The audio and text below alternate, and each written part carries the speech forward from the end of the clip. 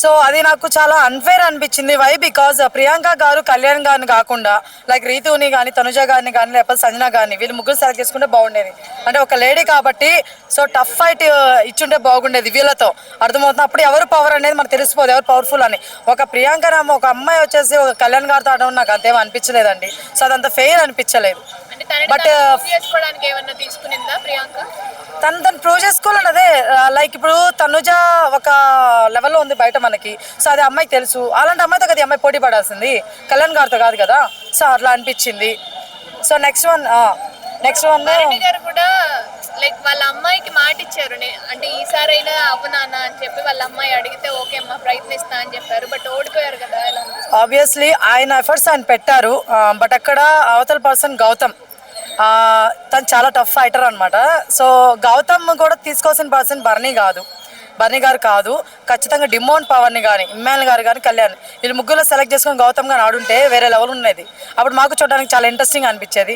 So అది కూడా నాకు అంతేం అనిపించలేదు.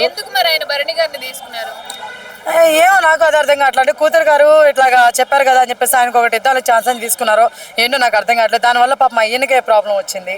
సో ఆయన ఓడిపోవడం జరిగింది.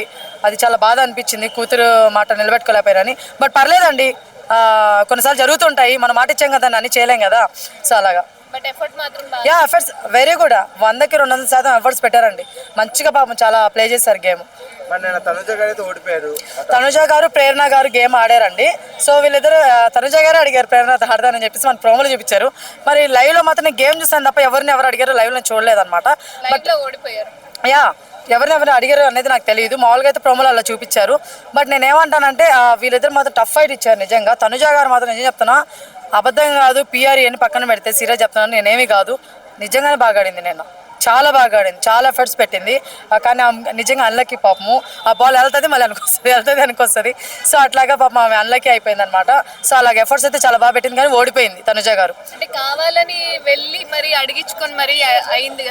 అంటే లేదండి, ఇప్పుడు మనం అనుకోం కదండి. సో మనం ఖచ్చితంగా బాగా ఆడతామని చెప్పేసి మంచి పోటీ వాళ్ళతో వెళ్ళాలనుకుంటే అమ్మాయి అలానే వెళ్ళింది అనమాట. బట్ ఓడిపోవడం అనేది జరిగింది. దానికి మనం ఏం చేయలేము. సో విజయాలు అపవిజయాలు అనేది ఏమంటారు సహజం. That's it.